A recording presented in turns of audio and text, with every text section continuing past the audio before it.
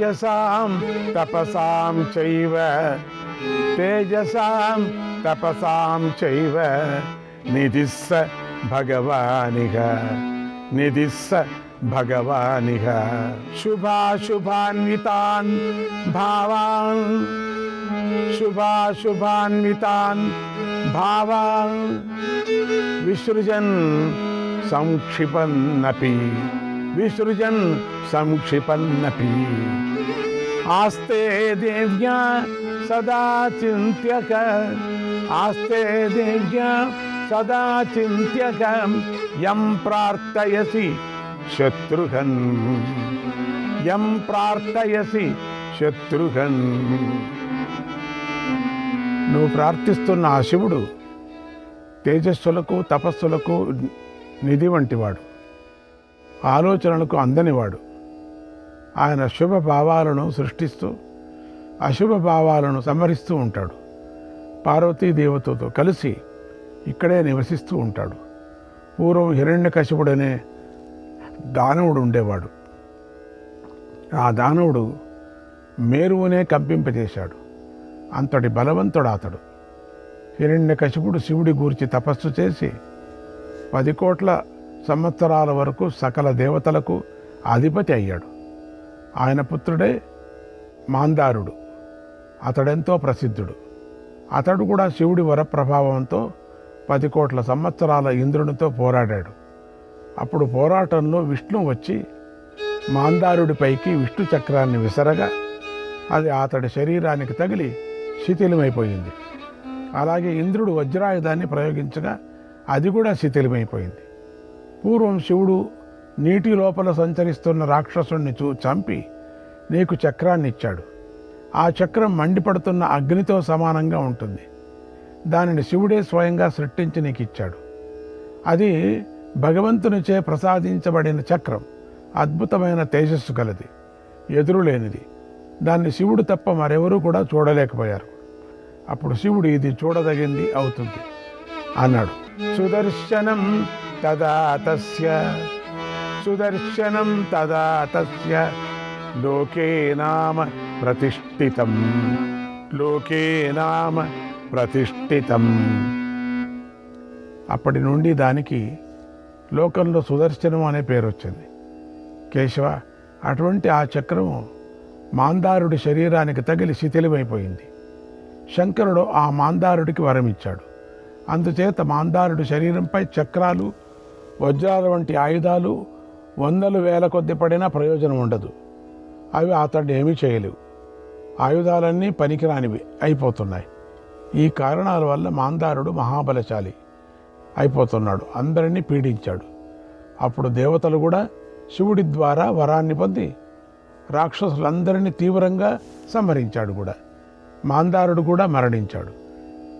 ఇలాగే విద్యుత్ ప్రభుడు అనేవాడు శివుడు గురించి తపస్సు చేశాడు. శివుడు అతడి తపస్సుకు మెచ్చి అతడిని ముల్లోకాలకు అధిపతి చేశాడు. విద్యుత్ ప్రభుడు శివానుగ్రహంతో 1,00,000 సంవత్సరాల పాటు సకల లోకాలకు అధిపతి అయి పాలించాడు. అతడికి నువ్వు ఎప్పుడూ నా అనుచరుడిగానే ఉంటావు అని కూడా వరమిచ్చాడు.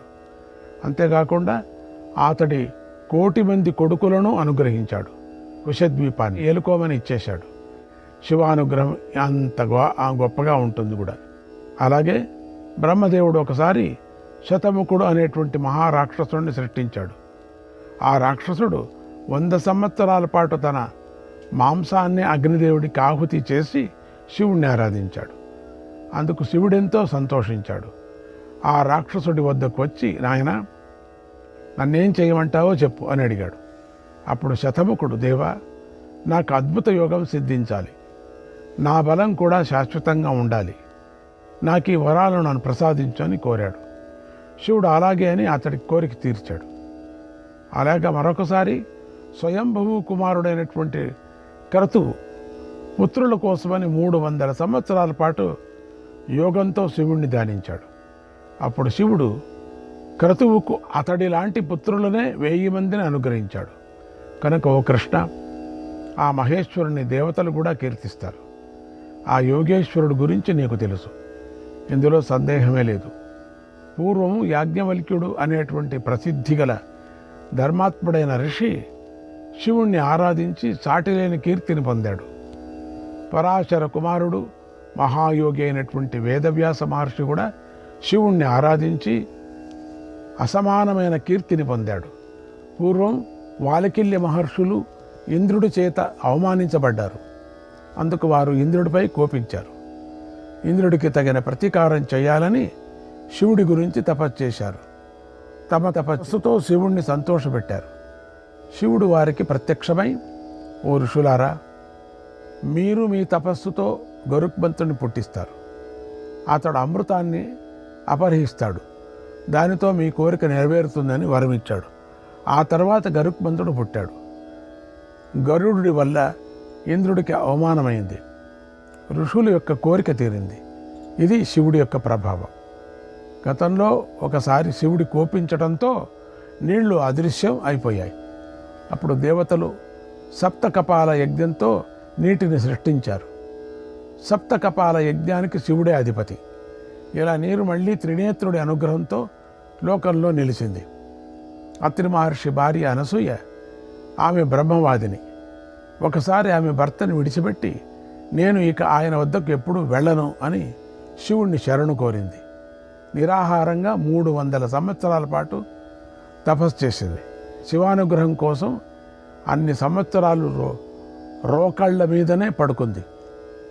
అప్పుడు శివుడు ఆమె తపస్సుకు సంతోషించాడు. నవ్వుతూ ప్రత్యక్షమై ఆమెతో ఇలా అన్నాడు, ఓ తల్లి, నీకు నీ భర్తతో సంపర్కం లేకుండానే నా అనుగ్రహంతో ఒక పుత్రుడు పుడతాడు. ఇందులో సందేహం లేదు. ఆ కొడుకు నీ వంశంలో నీ పేరుతోనే ప్రసిద్ధికెక్కుతాడు. కోరుకున్నంత కీర్తిని పొందుతాడు అని వరమిచ్చాడు. ఆమెను సంతోషపెట్టి పంపించాడు. ఓ మధుసూదన, అలాగే వికర్ణుడు అనేటువంటి దేవత కూడా శివుణ్ణి ఆరాధించాడు. ఆయనను ప్రసన్నుణ్ణి చేసుకొని సిద్ధిని పొందాడు. శివుడు భక్తులకు సుఖాన్ని కలిగించే మహాదేవుడు. ఓ కేశవ, శాకల్యుడు అనే మహర్షి మనస్సును నిగ్రహించాడు. 900 సంవత్సరాల పాటు మనోయజ్ఞంతో శివుణ్ణి ఆరాధించాడు. అందుకు రుద్ర భగవానుడు ఎంతో ఆనందించి ఇలా అన్నాడు, శాకల్య, నువ్వు మంచి గ్రంథాలను వ్రాస్తావు, గ్రంథకర్త అవుతావు. నీ కీర్తి 3 లోకాలను అక్షయంగా నిలిచిపోతుంది. నీ వంశంలో గొప్ప గొప్ప మహర్షులు పుడతారు. నీ వంశం అక్షయంగా ఉంటుంది. నీ కుమారుడు స్తోత్రకర్త అవుతాడు అని, సూత్రకర్త కూడా అవుతాడు అని వరమిచ్చి ఆశీర్వదించాడు. ఇది శివుడి ప్రభావం. పూర్వం కృతయుగంలో సావరణి అని ప్రఖ్యాతి చెందిన ఋషి ఉండేవాడు. ఆయన శివుడి గురించి 600 సంవత్సరాల పాటు తపస్సు చేశాడు.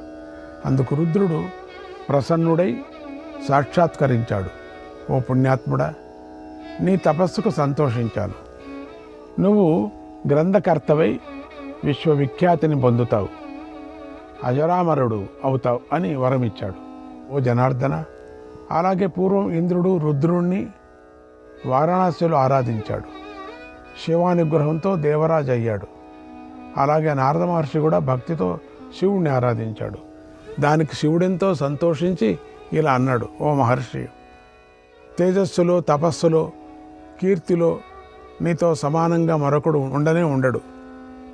గీతా వాద్యాలతో నిత్యము నన్ను కీర్తిస్తూనే ఉంటావు అని వరమిచ్చాడు. ఓ మాధవ, పూర్వం పశుపతి అయిన ఆ దేవదేవుణ్ణి నేను కూడా ప్రత్యక్షంగా దర్శించాను. ఆయనను సంతోషపెట్టాను. ఆయన నుండి గొప్ప వరాన్ని పొందాను. కనుక ఇక నా కథ కూడా విను. కృష్ణ, పూర్వం కృతయుగంలో వ్యాఘ్రపాతుడనే గొప్ప ఋషి ఉండేవాడు. నేను ఆయన కొడుకును. నా తమ్ముడు ధౌమ్యుడు. మాధవ, నేను ఒకసారి ధౌమ్యుడితో కలిసి ఆడుకుంటూ మునుల ఆశ్రమానికి వచ్చాను. అక్కడ నేను పాలు పితకబడుతున్నటువంటి ఒక ఆవును చూశాను. ఆ పాలు అమృతంతో సమానమైన రుచి కలిగి ఉన్నాయి. దాంతో నాకు పాల అన్నం తినాలనిపించింది, పాలు త్రాగాలనిపించింది. బాల్య చాపల్యం వల్ల నేను పరిగెత్తుకుంటూ అమ్మ దగ్గరికి వెళ్ళి, అమ్మ, నాకు పాలన్నం పెట్టు అని అడిగాను. అప్పుడు మా వద్ద పాలు లేవు, మా పరిస్థితి దీనంగా ఉంది. అందుకు మా అమ్మ బాధపడింది. నా ఏడుపు తగ్గాలని నీళ్లలో పిండి కలిపి, నాయన ఉపమన్యు, ఇవే పాలు త్రాగు అంటూ ఇచ్చింది. నేను సంతోషంగా త్రాగేశాను. ఆ తర్వాత ఒకసారి నేను అనుకోకుండా ఆవు పాలు త్రాగాను. మరొకసారి దాయాదులు చేస్తున్న ఒక యజ్ఞానికి నేను తండ్రితో కలిసి ఒక ధనికుల ఇంటికి వెళ్ళాను. అక్కడ ఆవు పాలు ఇస్తుంటే చూశాను. ఆ పాలను త్రాగాను. ఆ పాలు అమృతం వంటి రుచి కలిగి ఉన్నాయి. అప్పుడు నేను పాల గుణాలను, పాలు లభించే తీరును తెలుసుకొని ఆశ్చర్యపోయాను. పాలకు పిండి నీళ్లకు గల తేడాను గ్రహించాను. అందుచేత నాకు పిండి నీళ్ళు అంటే అసహ్యం వేసింది. నేను మా అమ్మ దగ్గరికి వెళ్ళి ఇలా అన్నాను, అమ్మ, నువ్వు నాకు పిండి నీళ్ళు ఇచ్చావు, పాలు ఇవ్వలేదు. అలాగే నువ్వు అన్నాన్ని పెట్టలేదు అని దుఃఖించాను. అందుకు మా అమ్మ బాధపడుతూ నన్ను కౌగిలించుకొని శిరస్సు మీద ముద్దు పెట్టుకొని, నాయన, మనం పవిత్రమైన హృదయం కలవారం. నిత్యము మనము కందమూలాలు తింటూ వనంలో నివసించేవారు. అందుచేత మనకు పాలు దొరకవు. మనం వాలికిల్లీలు సేవించే దివ్య నదిని ఆశ్రయించి ఉన్నాం. మనం పర్వతాలు, వనాలలో నివసిస్తున్నాం. ఇక మనకు పాలు ఎలా దొరుకుతాయి? గాలి, నీళ్లను మన ఆహారంగా స్వీకరిస్తూ ఉన్నాం. గ్రామాలకు దూరంగా ఉన్నాం. అడవిలో దొరికే వాటినే మనం తింటూ గడుపుతున్నాం. మనకెక్కడ ఆవు పాలు? ఆవులు లేవు కదా. కనుక ఈ అడవిలో మనకు పాలు దొరకవు. ఇలా నదీ తీరాలు, గుహలు, కొండలు, వివిధ తీర్థాలలో నివసిస్తున్న మన వంటి తాపసులకు శివుడే దిక్కు, శివుడే పరమగతి. అప్రసాద్య విరూపాక్షం, అప్రసాద్య విరూపాక్షం, వరదం స్థాణుమవ్యయం, వరదం స్థాణుమవ్యయం. కుతః క్షీరోదనం వత్స, కుతః క్షీరోదనం వత్స, సుఖాని వసనాని చ, సుఖాని వసనాని చ. నాయన, విరూపాక్షుడు, అవ్యయుడు, స్థాణువు, వరదుడు, ఆ విరూపాక్షుడిని సేవించకుండా పాలాన్నం కానీ, సుఖాలు కానీ, వస్త్రాలు కానీ ఎక్కడి నుండి లభిస్తాయ్యాన మనకు? శివుణ్ణి సేవిస్తూనే లభిస్తాయి, తెలుసుకో. తం ప్రపద్య సదా వత్స, తం ప్రపద్య సదా వత్స, సర్వభావేన శంకరం, సర్వభావేన శంకరం. తత్ప్రసాదాశ్చ కామేభ్యః, తత్ప్రసాదాశ్చ కామేభ్యః, ఫలం ప్రాప్యసి పుత్రక, ఫలం ప్రాప్యసి పుత్రక. నాయనా, కుమార, ఎల్లప్పుడూ పరిపూర్ణ భావనతో ఆ శివుణ్ణి శరణు కోరు. ఆయన అనుగ్రహంతో నువ్వు కోరిన ఫలాన్ని పొందుతావన్నది. ఓ కృష్ణ, నేను అమ్మ చెప్పిన ఆ మాటలు విన్నాను. అప్పుడే తల్లికి నమస్కారం చేసి మళ్ళీ ఇలా అడిగాను, అమ్మ, ఆ మహాదేవుడు ఎవరు? ఆయన ఎలా ప్రసన్నుడవుతాడు? ఆ దేవుడు ఎక్కడ నివసిస్తూ ఉంటాడు? నేను ఆయన్ను ఎలా చూడాలి? ఆ శివుడు ఎలా సంతోషిస్తాడు? ఆయన రూపం ఎలా ఉంటుంది? ఆయనను ఎలా తెలుసుకోవాలి? ఆయనను ఎలా ప్రసన్నుని చేసుకోవాలి? అమ్మ, నేను ఆయనను చూడగలనా అని అడిగాను. గోవింద, కృష్ణ, నేను అలా అడగగానే మా అమ్మ కన్నీరు కార్చేసింది, బాగా ఏడిచింది. నా శరీరాన్ని తాకుతూ, నా శరీరాన్ని దీనంగా ఇలా అంది, దుర్విజ్ఞేయో మహాదేవక, దుర్విజ్ఞేయో మహాదేవక, దురాధారో దురంతకః, దురాధారో దురంతకః, దురాబాధస్య దుర్గ్రాహ్యః, దురాబాధస్య దుర్గ్రాహ్యః, దుర్దృశ్యోహ్య కృతాత్మభిః, దుర్దృశ్యోహ్య కృతాత్మభిః. మనస్సు అదుపులో లేనివారు ఆ మహాదేవుని తెలుసుకోలేరు. చాలా కష్టం. ఆయన మనసులో ధరించటం కూడా కష్టం. ఆ మార్గం కష్టంతో కూడి ఉంటుంది. ఆయన్ను చేరుకోవటానికి మధ్యలో దాటరాని బాధలు ఎన్నో ఉంటాయి. అందుచేత ఆయనను తెలుసుకోవటం కష్టం. ఆయన చూడగలగటం కూడా కష్టం. ఆయన రూపాలు అనేకంగా ఉంటాయి అని బుద్ధిమంతులు చెబుతూ ఉంటారు. ఆయన స్థానాలు విచిత్రంగా ఉంటాయి. అలాగే ఆయన అనుగ్రహం కూడా అనేక విధాలుగా ఉంటాయి. ఆ దేవదేవుడు పూర్వం ఏ ఏ రూపాలు ధరించాడో, ఎలాంటి లీలలు ప్రదర్శిస్తాడో, ఎలా అనుగ్రహిస్తాడో ఎవరికీ తెలియదు. శుభప్రదమైనటువంటి ఈశ్వరతత్వం యథాతథంగా ఎవరికీ తెలియదు. హృదిస్థక సర్వభూతానాం, హృదిస్థక సర్వభూతానాం విశ్వరూపో మహేశ్వరక, విశ్వరూపో మహేశ్వరక. విశ్వరూపుడైన ఆ శివుడు సకల ప్రాణుల హృదయ స్థానంలో ఉంటాడు. మరి ఆ దేవదేవుడు భక్తులను అనుగ్రహించడానికి ఎలా దర్శనమిస్తాడని శుభప్రదమైనటువంటి ఆ శివుడి దివ్య చరితాన్ని మునులు చెప్పుకున్నారు.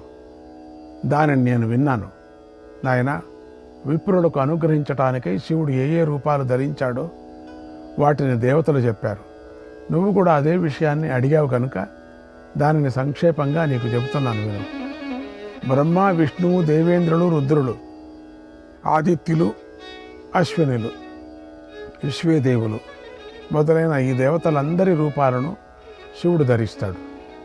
పురుషులు, దేవకాంతులు, ప్రేతాలు, పిశాచాలు, కిరాతులు, శబరులు, అనేక జలజంతువులు, బోయవారు అనేటువంటి ఈ రూపాలను అన్నిటినీ భవుడు ధరిస్తాడు.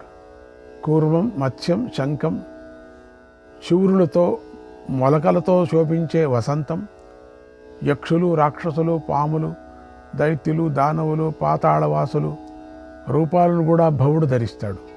పులి, సింహం, జింక, శివంగి, ఎలుగుబంటి, గుడ్లగూబ, కుక్క, నక్క, హంస, కాకి, నెమిలి, ఊసరవెల్లి, బెగ్గురు పక్షి, కొంగ, గద్ద, చక్రవాకం అనే ఈ రూపాలను శివుడు ధరిస్తాడు.